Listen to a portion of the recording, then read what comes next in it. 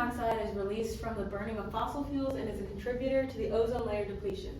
Nitrogen monoxide gas is oxidized by oxygen in the air to form gaseous nitrogen dioxide. So this is the reaction that they're just describing. 0.3 moles of nitrogen monoxide reacts with 0.2 moles of O2 gas in a 5-liter steel container at 25 degrees Celsius. The reaction proceeds to completion. Determine the total pressure in the container at the end of the reaction. So this is a rice table problem. So we have R for reaction, I for initial, C for change, and E for end. For R reaction, we just write the reaction. So 2 nitrogen monoxide gas plus O2 gas goes to 2 nitrogen dioxide gas. For I initial, we write down the initial values of the products and the reactants. So they gave us that there are 0.3 moles of nitrogen monoxide. So we put that here. Our whole table is in moles.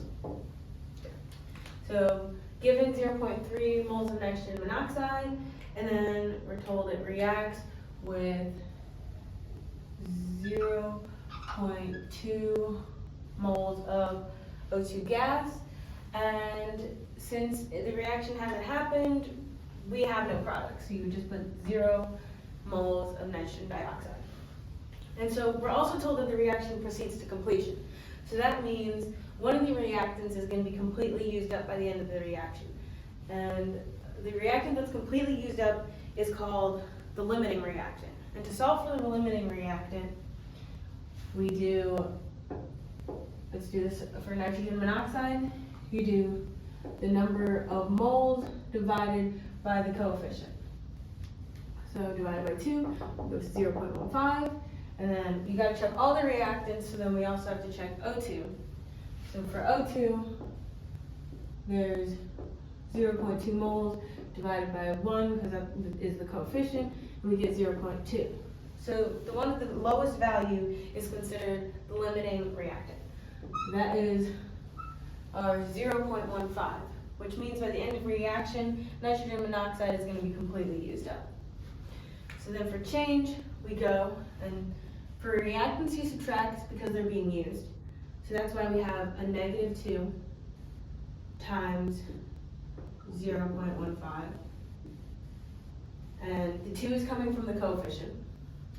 The same for oxygen, go -1 from the coefficient times our limiting reagent value. And then for products, since we're gaining product, we want a positive number. So we have +2 from this coefficient times our limiting reactant.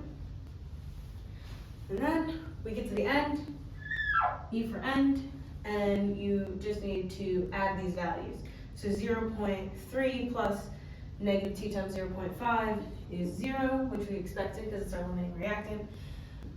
0.2 plus -0.15 is 0.05, and 0 plus 2 times 0.15 is 0.3. Okay, so then we go back to the question, and it says determine the total pressure in the container at the end of the reaction. So that means we need PV equals nRT. We know all the values except for the P that we're looking for. So P, we have the 5-liter steel container, which they told us. And for moles, we need total moles. And if we add all these up, we get the total moles left at the end of the reaction. So you have total moles here, which would be our 0.35 moles, times the universal gas constant, which we would use the 0.0821 atmosphere liters per mole K. And then they gave us temperature, but it's in Celsius, so we just add 273 to 25 degrees Celsius to get 298 Kelvin. So then that 298 is put in for temperature. And so you just solve it. You would multiply them together, divide by 5 liters, which you should get a pressure of 1.713 atmospheres.